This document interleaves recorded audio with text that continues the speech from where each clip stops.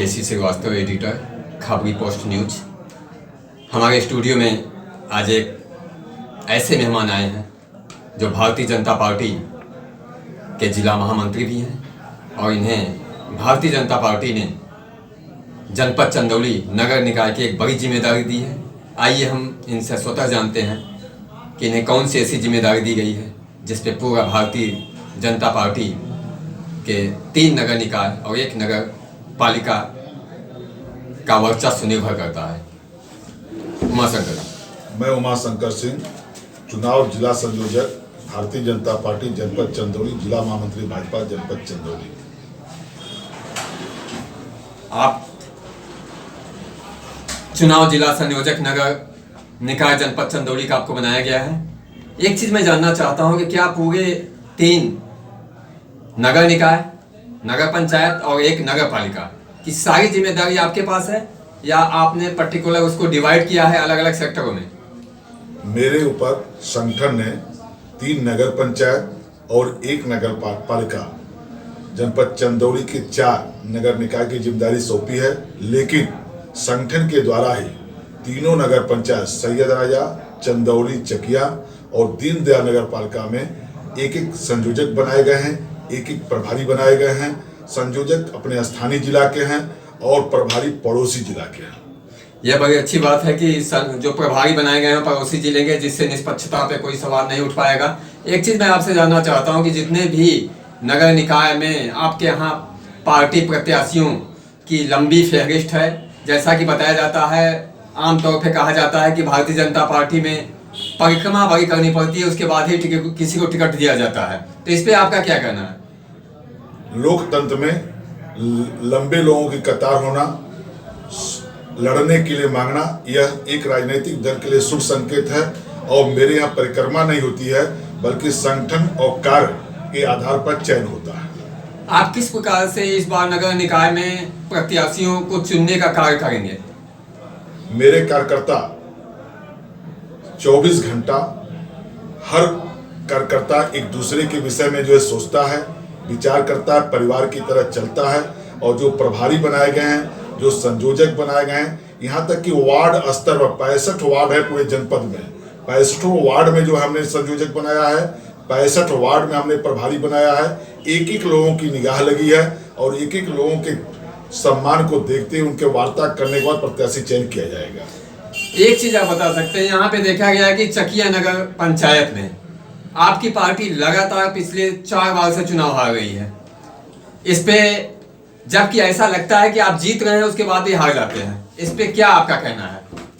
इस बार संगठन काफी मजबूती के साथ लगा हुआ है और चकिया पर विशेष निगाह है। चकिया सहित हम चंदौली, सैयद राजा और नगर पालिका दीनदयाल नगर में ऐतिहासिक जीत हासिल करेंगे कार्यकर्ताओं के बल पर। एक चीज आपको जानकारी के लिए मैं बताऊं कि आप प्रदेश में आपकी सरकार, देश में आपकी सरकार, उसके बावजूद भी स्थानीय, जबकि यहाँ पे माननीय रक्षा मंत्री जी का क्षेत्र होने के बावजूद भी नगर निकाय चकिया से आप 3-4 बार से चुनाव हार गए हैं। इस पिछली दफा ऐसा हुआ कि आप दर्जनों की संख्या में लोगों की कतारें लगी हुई थी चुनाव के लिए, लेकिन पार्टी तो टिकट एक ही को देगी। फिर उसके बाद बगावत हुआ और बगावत का नतीजा रहा कि आप चुनाव हार गए। इस विषय पे आपका क्या कहना है? मेरे यहाँ बगावत नहीं हुआ, बल्कि नगर पंचायत चकिया में 12 वार्ड हैं, 8 वार्ड हम चुनाव जीते। कहीं कुछ कमियां रह गई हमारे प्रचार प्रसार में, जिसके कारण जो है मेरा प्रत्याशी हार गया। बड़ी अच्छी बात है, आपने कहा कि 8 वार्डों से हम चुनाव जीते, लेकिन ऐसा क्या हो गया कि 8 वार्डों से आपके सभासद चुनाव जीतते हैं और आपका चेयरमैन हार जाता है? क्या यह अप्रत्याशित नहीं रहा? ये चेयरमैन के प्रति कार्य करने में कई कार्यकर्ताओं की कमियां रह गई। उस कमियां को मैं सोच रहा हूं, मेरी बीजेपी की सोच है कि कमियों को दूर करके प्रेम और भाव के साथ हम आगे बढ़े और चुनाव जीतेंगे। क्या आपको नहीं लगता कि इस बार पुनः अगर आपने क्योंकि दर्जनों की लिस्ट फिर से आपके पास होगी और जाहिर सी बात है उसमें भी किसी एक को ही टिकट मिलेगा, क्या फिर वैसे ही यहाँ पे बागी प्रत्याशी होंगे और बागी लोग आपके विरोध में खड़े होंगे? मेरे यहाँ कोई बागी प्रत्याशी नहीं होगा। पार्टी चयन करेगी, पार्टी चयन करके ईमानदार कर्मठशील कार्यकर्ता को चुनाव लड़ने के लिए भेजेगी और उसका सभी लोग जो मांग रहे हैं टिकट वह पूर्णतया समर्थन करेंगे। मैं जानकारी लेना चाहूंगा कि आपके पार्टी का विजन और प्रत्याशियों के विजन क्या एक जैसे हैं? पार्टी का विजन गरीब लोगों का सेवा भाव करना, झुग्गी झोपड़ियों में जाना, और ये मेरे कार्यकर्ता कर रहे हैं। माननीय प्रधानमंत्री जी, माननीय योगी जी के निर्देश पर हम घर घर जनसंपर्क अभियान करते हैं। लाभार्थियों के बीच में, चाहे वो आवास का लाभार्थी हो, चाहे वो शौचालय का लाभार्थी हो, चाहे पेंशन योजना का लाभार्थी हो, उसके पास जाते हैं, उसे संपर्क करते हैं। इस बल पर हम चुनाव जीतने जा रहे हैं। मूल मुद्दे पे आइए। मैं आपसे जानना चाहता हूं कि पिछले ज्वाइंट मजिस्ट्रेट प्रेम प्रकाश मीणा ने तहसील आपका कालीनगर, जो काली जी के पोखरे के पीछे की जमीनें हैं, उसको अवैध घोषित कर दिया था। इस पे आपके पार्टी का क्या व्यू है? कानूनी परिधि का मामला है, इसलिए इस पर कोई कमेंट मेरे द्वारा नहीं हो सकता। क्या आप इस पे, आपका कमेंट नहीं हो सकता, कानूनी परिधि का मामला है, क्या इस पे अभी तक किसी भी व्यक्ति ने कोई आपसे जानकारी लेनी चाहिए कि आखिर आपके पार्टी क्या कर रही है, इस पे कुछ मदद कर रही है लोगों की या नहीं?